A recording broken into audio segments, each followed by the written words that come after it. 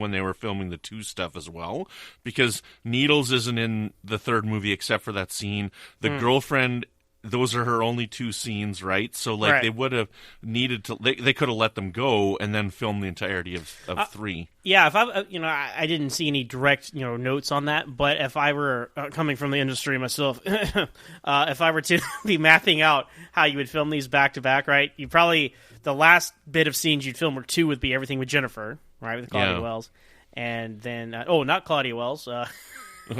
No, Elizabeth Shue. Elizabeth Shue, right? Elizabeth Shue, and then Needles, who was Flea, by the way. He was that's his real name. He's a musician, so that was kind of a cameo there. But his stuff was on a screen into, so I guess you could do that at any time, right? Mm-hmm. But yeah, I would assume that you would film all the stuff with those characters at the end of the production of 2, and then start production of 3 with those guys and get that stuff out of the way, and then you're done. Also, the stuff with the family as well. Right, because you're at the house with the truck, with the terrible parking job with the truck. Marty finally pulls it out of there. So anyway, they didn't show you how he pulled it out, though. They didn't, because it's physically impossible to pull it out that way. You tweeted the other day. I'm like, man, I don't understand your problem with this. I'm like, whatever. That is the most unbelievable thing in this trilogy. Also notice that when the family all comes out, we get both his brother and his sister are back.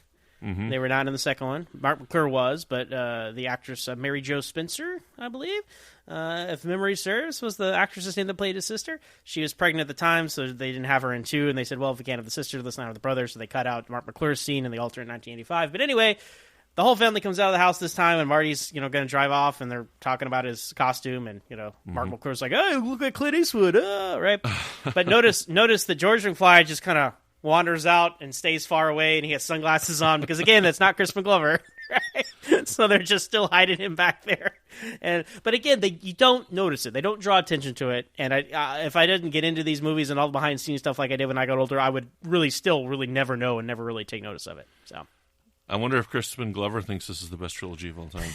I doubt it. I would be curious to I would love to just know what he thinks about. I'm sure he's talked about it somewhere.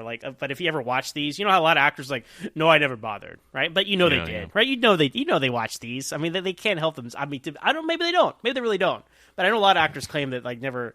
I mean, to me, if I were in those situations, I would totally want to see what happened when I left, right? Just out of curiosity. But be that as it may. No, we all know that you're going to listen to episode 301 of Standard Orbit. Now, last bit of trivia here, not for this film, but really for the franchise itself. There was apparently talk of a Back to the Future 4 in the 90s. It's going to involve Doc Brown and his family and the time-traveling locomotive going to Roswell, New Mexico in 1947 to kind of tie into the cross, the cross, the alien crash. Doc Brown and the Kingdom of the Crystal Skull. Right, exactly. Marty J. Fox would have, listen to me, I'm falling apart here. Michael J. Fox would have appeared in a cameo role, but those were just ideas floated in. But Robert Zemeckis and Bob Geldof pretty a hard line on, look, we're not going to do any sequels. We're not going to do any reboots, right? These are the movies. We have to sign off on them. Steven Spielberg as well. The 3 of them are like the council of Back to the Future. And they're all very hard line on the fact there's not going to be any more. And of course, there haven't. Doc Brown has appeared. Christopher Lloyd has appeared in, as I said, Back to the Future: The Ride. Thomas L. Wilson was in it as well. There's been other commercials, Christopher Lloyd and Michael J. Fox have appeared on different commercials. They appeared on Jimmy Kimmel. In 2015 is hey, we're here in the future. That was a really nice. I recommend everybody go look that up on YouTube or on the internet. It's them time traveling to the real 2015, and they're in their costumes. It's really well done. It's really great. Also, I don't know if you ever saw A Million Ways to Die in the West, but there's a direct reference to this film in there. It's a Seth MacFarlane movie. Liam Neeson's in it. It's it's a comedy, but it's in the Old West, right? But it's a minute long. And it's in the trailers, and they shouldn't have spoiled it, really. But I understand why they want to get people's attention with that. Seth MacFarlane, his character, he's riding through town, a western town, and he sees this barn, and there's this electricity going off in it. And he goes in the barn, and it's Doc Brown from Back to the Future 3 with the DeLorean in this barn. And he's like, well, what's going on? He's like, oh, it's a weather experiment. And he covers up the DeLorean with the tarp, and he goes on. So it's very much like a Family Guy joke, but being a Seth MacFarlane movie, but it's live action, and they got Christopher Lloyd for it. So little things like that, and I always love it when these things pop up, these these fan trailers or whatever, advertisement trailers, I should say. And it's always fun to see these characters in those other contexts, but they're never coming back. There's never going to be another movie or anything like that. Although I have read some of the comic books that came out, IDW comic books. IDW does great work. They do all the Star Trek stuff. They do lots of like IPs, as they say, intellectual properties. Like IDW comic books does a bang up job with all these. I haven't read all of them, but I know Lance Laster, who you've heard on the podcast, he's a big fan of their Ninja Turtle comic books, and I'm a big fan of their Godzilla comic books. And they do some great stuff with these properties. And there's a nice series of Back to the Future. Some things take place in between the movies, some places take place a little afterward, and so those are little fun little adventures. But that's as much as has happened since this movie. Rides, commercials, comic books, and like appearances on talk shows and skits. But other than that, that's been it, and that's as it says at the end of the credits here, or at the end of the movie before the credits, the end for Back to the Future Part 3.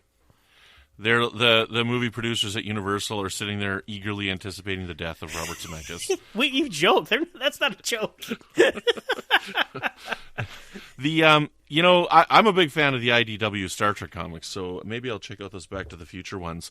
But I got to say, based on one of the trivia things that you said there about Roswell, I mean, with Spielberg producing this, I wonder if that's an idea that he just kept in his back pocket. For Indiana Jones. Indiana Jones. See, I wish Spielberg felt the same way about Indiana Jones as these guys did about Back to the Future. Because I wish I could remember it, but there was like... I remember hearing a story from somebody about how some movie producer like wanted to get in the business and stuff, and he's like, you can produce this, but you got to change the ending to be like this giant Western with these alien things and whatnot, and I think it might have been with a Kevin Smith movie or something, and they're like, no, we were not going to do that, and then like 3 or 4 years later, Wild Wild West came out, and it was like beat for beat everything that this producer wanted. Well, I know exactly what you're talking about. It's producer John Peters. It was about Superman Lives. Tim Burton was directing it. Kevin Smith was writing it, and he told Kevin Smith, no, I want a giant mechanical spider. And Kevin Smith is like, well, sure, I guess. We can put that in the movie. But that movie never happened. But then you're right, WB, which is making Superman Lives, a few years later, it came out with Wild Wild West. And what is in the climax? A giant mechanical spider. That's funny. Okay, yeah. But the Old West, that's why you're thinking of this as well. So this idea is gold. Yeah, we have to use it. So anyway, that's your pregame on Back to the Future Part 3. And yeah, like I said off the top, like I really do love this movie more and more as the years go by. I have an appreciation for it because when you're a kid, like the first one is like a mind blowing experience, but then the second one is so exciting. They go from the past to the future, back to the original movie. That keeps your attention. I mean, the flying car, right? I think a lot of the iconography of Back to the Future comes from the second movie, and then you get to the third one, and you're like, oh, well, it's kind of quaint and. They're on horses now, right? And so, I think that's kind of a letdown from the high of the second one when you're a kid, because when I was a kid, the second one was my favorite, and now it's not. So I think you were weird that way. So I want to start this because I really love this movie, and so I just want to talk about right off the bat the only thing that I have a problem with this movie. Mm-hmm. Okay, and the only thing that I have a problem with is just based on the journey we've been through and based on Doc Brown's character growth and whatnot, as fun as the ending is, I have a problem with him building another time machine. Yeah. What do you think? That's the only thing that I have a problem with on this rewatch. Yeah, I know what you mean, because it's like, oh, well, he got to live happily ever after in the past, right? That could have ended it there. But I think it's such an ultimate feel-good moment, right? So satisfying when Doc Brown comes back on the train and it flies off, right? Which is cool. Yes. So I get what you mean. But look, throughout the whole movie, Doc Brown is going back and forth off, like, do the right thing or do what I want to do, right? Like, he's like, I'm going to stay in the past. No, I shouldn't. I need to tell Clara. No, I shouldn't have done that either. Oh, back and forth and back and forth. And... I think with Doc... Well, look, this is the same Doc Brown who in the original film, who we have said is a perfect film, he taped back together the note that Marty wrote him, right? And saved his life. So I think it's in character, right, for him to kind of go back and forth on these things. But I do understand why you say that, and it might undercut kind of the message of what they might have been going for. He's so like, man, this thing has caused nothing but trouble. right? Time travel is not what I thought it was going to be. I wanted to do it for research, and it's become nothing but a pain in the butt. And so, yeah, I don't know. That's the only thing. Like, as good as the ending is, and yes, it's a feel-good ending, and it's so cute with that train lifts off, right, and flies off like it's ridiculous. It's fun. But then again, here he is with a flying train in 1985, right? Like, just in front of everybody. So, you know, I guess so that's in character too. But I just wanted to get that out of the way because that's really the only thing where I have any problem with it. Yeah. And it is a mild problem. Like, if this was not a comedy... If comedy wasn't one of the pillars of these franchises, then it'd be like, that's ridiculous. But like in the first movie and in the second one, you let a lot of stuff go because they know what they're doing. They're having fun with the material. But if this was a serious time travel movie, right? You'd be like, that's outrageous. That's ridiculous. I see what you mean. But they go so far out there with the flying train, right? It's unbelievable. Runs on steam. When he hands him the picture, too, like, it's such a wonderful, you know, like, because we know the relationship that these two guys have. They're good friends, and they've been through a lot together, and, you know, to have that photo, and even the moment when he's like, if only we had a camera, and then they take the picture, and the previous time we saw it was just Doc Brown, you know, like, it's nice, and it's really fun to see those things play out, and it works really well. And, you know, speaking of the clock tower, I mean, to me, I love how the clock tower is this theme that's going throughout the movies, you know, like from the first one to the end one, and how it's like this important event that's like encompassing this trilogy, right? We get the, you know, while it's not a major plot point, you know, they're there at the end of the clock tower in the first movie, and they're there at the beginning of the clock tower in the last movie. I love that reversal, and I think that's really, really great. And again, this boils down to the brilliance of the writing of these movies. And, you know, I think that this script is definitely a better written script than the second one. It's not as complex, right? And so while we were sitting here having some of the problems with the time travel in the second one, this isn't as complex as it, but I think it is a little bit tighter and a better written script than the second one is. What do you think about that? Well, it is more like the first one again, right? Like they try for some crazy stuff in the second one, and good for them, right? They're very ambitious. They kind of went off formula, right? But this was like, okay, let's kind of reel it back in and go back to the formula of the first one. Very simple. We go back in time. We can't get back to the future. We have to, you know, find a way using the materials we have at this time, knowing what we do to get ourselves back to the future. We've got a love story going on, so there's a lot more heart to it in this one. Like, the romance is back, because that was something that was missing from the second movie. So I think I compare this to the Indiana Jones trilogy, where the Raiders of the Lost Ark is, you know, another perfect film, right up there with Back to the Future, in my opinion, right? And then the second one, they do something completely different, right? And then for the third one, they do something that's basically like the first one again, with the same beats, but it's also great. And I think that's a similar thing they did here. Not that anything's wrong with doing something. I'm glad that every Back to the Future movie is not the same, right? I'm glad the second one is the way it is, despite it's a little messier than these other two, and more exciting in a lot of areas, and a lot more fun to see different things, but a stronger story, like start to finish. Definitely 3 is more so than 2, and more in the spirit of 1. And I think because all those elements are there, it's not about the jumping back and forth through time everywhere. It's about, we're in this time period. Oh, look at all the funny situations that happen because I'm from the future and we're 100 years in the past or whatever. And how are we going to get back? And the tense, like, emotional stakes of the last, you know, climax of the movie, or like they really felt like the first one again.